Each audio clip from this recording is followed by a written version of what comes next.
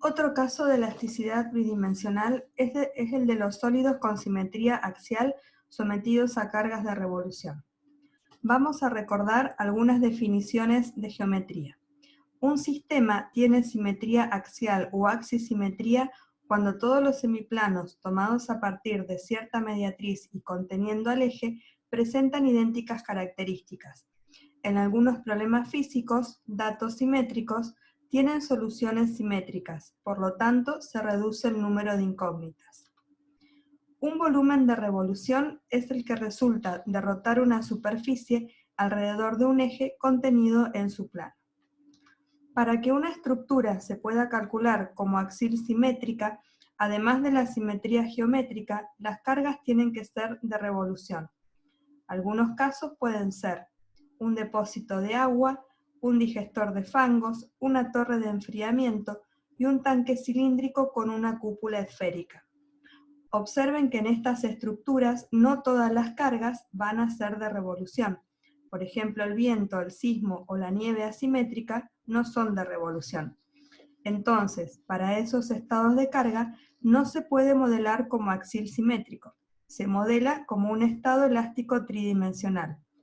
Las cargas de revolución son las presiones internas debidas a los fluidos que contienen. Cuando se trabaja con sólidos de revolución, en lugar de x1, x2 y x3, a los ejes se los suele llamar r, z y θ. R coincide con el radio, z con el eje de simetría y θ indica la coordenada circunferencial.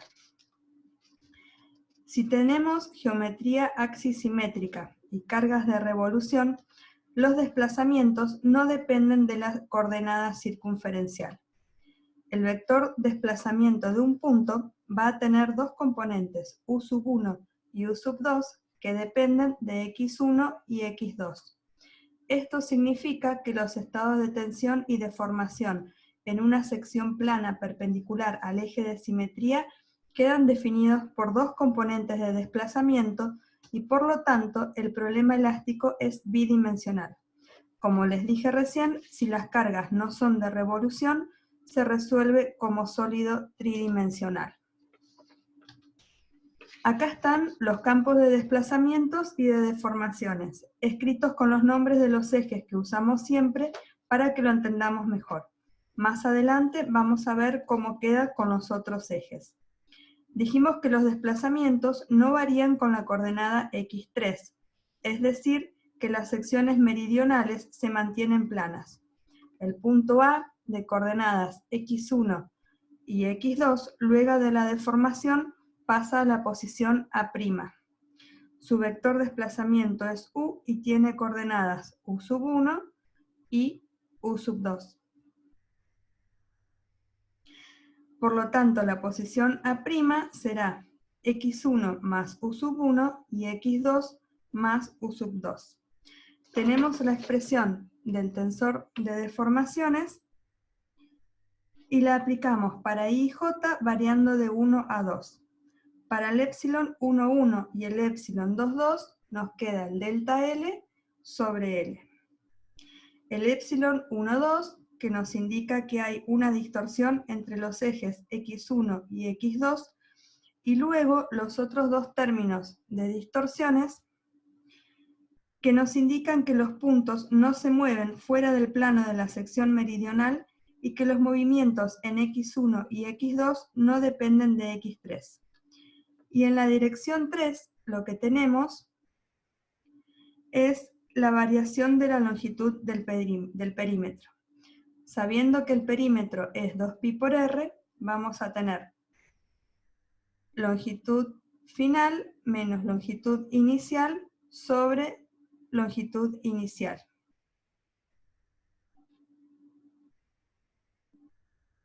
El 2π se simplifica y en el numerador se anula el x1. Por lo tanto nos queda u1 sobre x1. Aplicando la ley de comportamiento, las componentes del tensor de tensiones que van a ser 0 son el sigma 2,3 y el sigma 1,3. Como ejercicio pueden escribir el tensor de tensiones completo. Acá está lo mismo, pero con los nombres de los ejes, como es más usual encontrarlos al trabajar con sólidos de revolución. Los ejes x1, x2 y x3 pasan a llamarse r, z y θ. El vector desplazamiento se sigue llamando u, y las componentes u sub 1, u sub 2 y u sub 3 pasan a ser u, w y b. Las coordenadas u se miden en el eje r, las w en el eje z y las b en el eje θ. El epsilon r mide la variación de la componente u en la dirección del eje r. El epsilon z, la variación de la componente w en la dirección del eje z.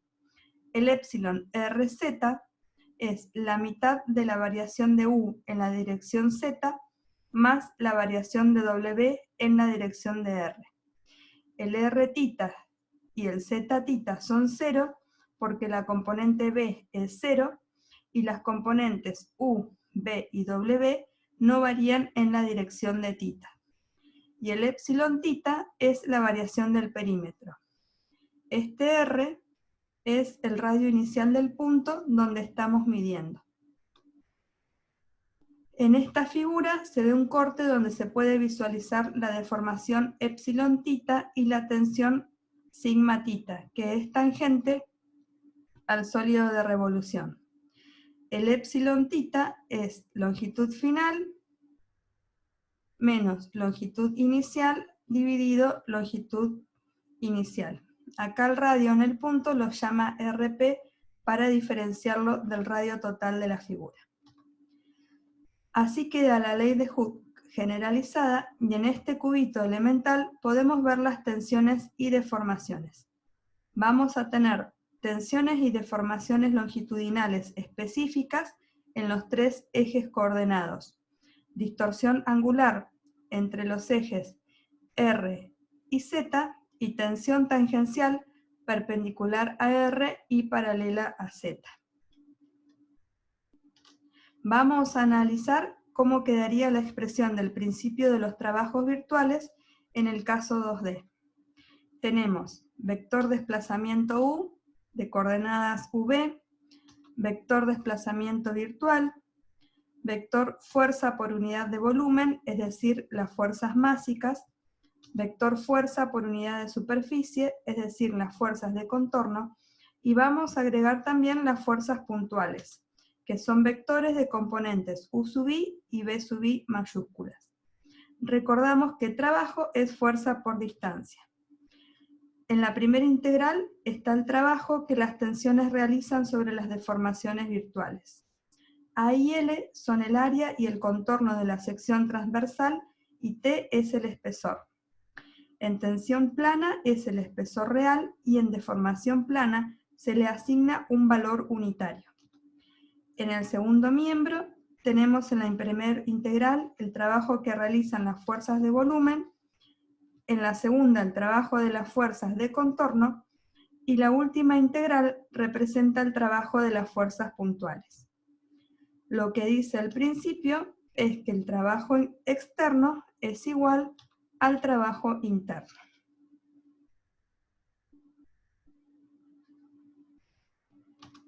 Ahora vamos a acomodar el principio que vimos recién para el caso de estado axial simétrico. El diferencial de volumen es dr por dz por la longitud de arco, que como se ve en el dibujo arriba a la derecha, es x igual a r por dθ. dr por dz es el diferencial de área de la sección meridional. El principio queda de esta forma. Está escrito con los vectores en lugar de las componentes. En el primer término están los trabajos que realizan las tensiones sobre las deformaciones virtuales. El volumen es el área meridional por el perímetro, que va de 0 a 2π. En el segundo término están el trabajo de las fuerzas másicas B, de superficie T, y las puntuales Q. Como las cargas son de revolución, haciendo uso de la simetría axial, puede efectuarse la integración sobre la variable circunferencial θ y queda de esta forma.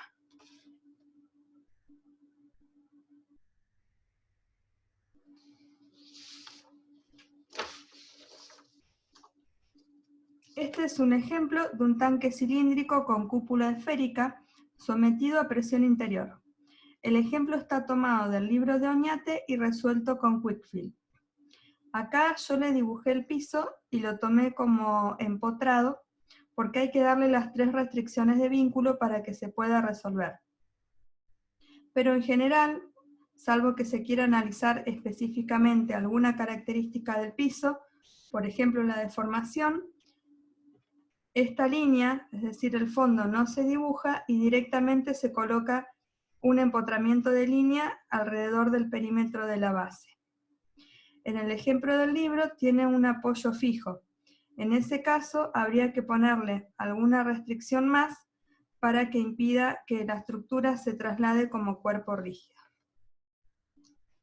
En Quickfill hay que tener en cuenta al ingresar los datos que toma al eje de simetría, lo toma horizontal y el eje radial lo toma vertical.